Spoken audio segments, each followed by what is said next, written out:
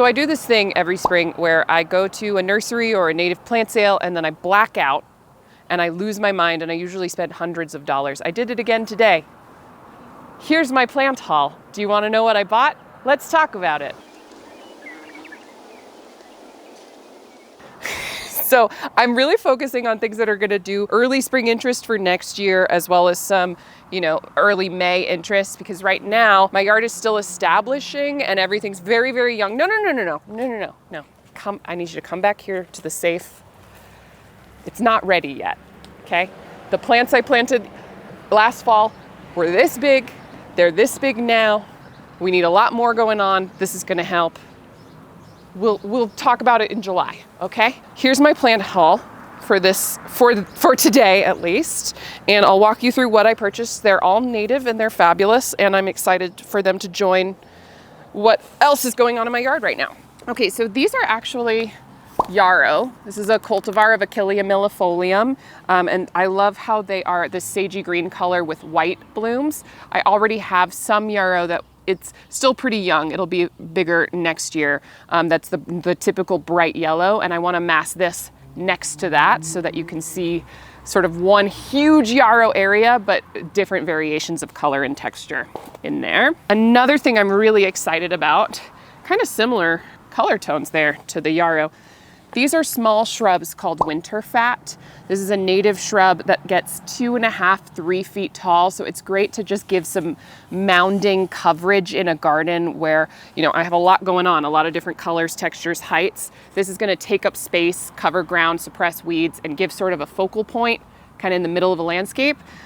They just look like giant fluffy cotton balls when they put on their white flowers. There's like thousands of tiny white fluffy flowers all over this.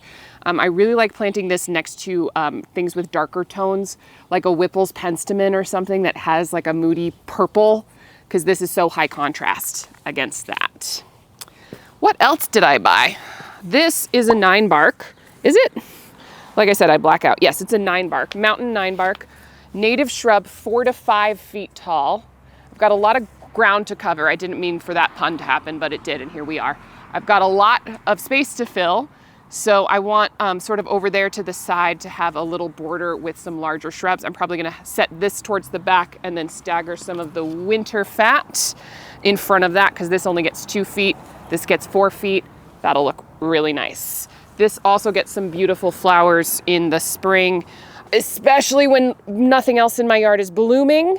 And it's about the closest thing aesthetically that we can get in Utah to a hydrangea that is actually native. And please take that with a grain of salt, because there really is no other plant like a hydrangea, but this is the closest as far as big fluffy flowers are concerned. Really excited about this one. This is a native hollyhock. This is called mountain hollyhock. We also have one called wild hollyhock. This has light pink flowers. If you are into cottage gardens at all, I live in a Tudor revival 1930s house, so I gotta be into cottage gardens. It's like the law, I think. Hollyhocks are something you probably know well, but they're typically not native. This one is, which is super cool. Classic, I've got several of these. I have even more in the back. I'm gonna put these in the front and in my park strip because they only get about 10 inches tall max. Is that right? Let us check. Maybe not. Yeah, 12 inches tall. So they're great for up on the sidewalk, and they have these sweet little yellow flowers. They're called Soul Dancer or Sun Dancer daisies. I have probably about 7 of these that I need to plant along the front border. Here's one I'm really excited about. I believe Lee was the one who said we're stupid for penstemon these days. We love penstemon. So this is a new one that I found called Davidsons Pensammen, and it's also a ground cover. It stays 6 to 8 inches tall. So I'm gonna be planting this along my pathways as well for some pretty pink blooms that don't overspill into the walkway too much. Pretty rad. I got some Austachi. Very excited about this. This is big, giant purple. Height 2 feet to 4 feet, so a lot can happen there. I'll keep you posted with the big purple blooms all over it. I have 3 of these, I think, and a couple more penstemons. My favorite plant in all of Utah, This is Colorado 4 o'clock or desert 4 o'clock. She looks small now, but she's going to get 5, 6, maybe even 7 feet in diameter, but only 1 foot tall. So this is an incredible plant to have sort of as a focal point in a corner, you know, like that corner where you walk from your sidewalk to your driveway or up to the front of your house, because it's not going to overspill and overtake everything, but it is absolutely covered in these fuchsia blooms that open at 4 o'clock every day. And I think that's just about the most magical thing in the world. These are kind of hard to find commercially because they are grown by a taproot and they're difficult to propagate. So you typically will only find them this size or even smaller at the nursery. It'll take several years to get that huge, amazing effect that we're looking for. Cache Valley Native Plants does sell these. I believe they're not available until midsummer though. Definitely pick some of these up. What else do I have for you? More Austachi. Showy Fleabane, so this is in the Asteraceae family, fall blooming actually, so this is going to be great along with my rubber rabbit brush that I already have in the ground for supporting pollinators later in the season.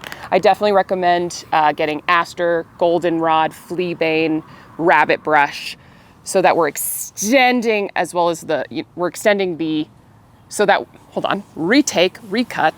so that we're extending. This hurts. Okay, what else? What am I saying? What are words? So that we're extending not only the nectar and food sources for pollinators into the fall, but also just the general gorgeousness of your space.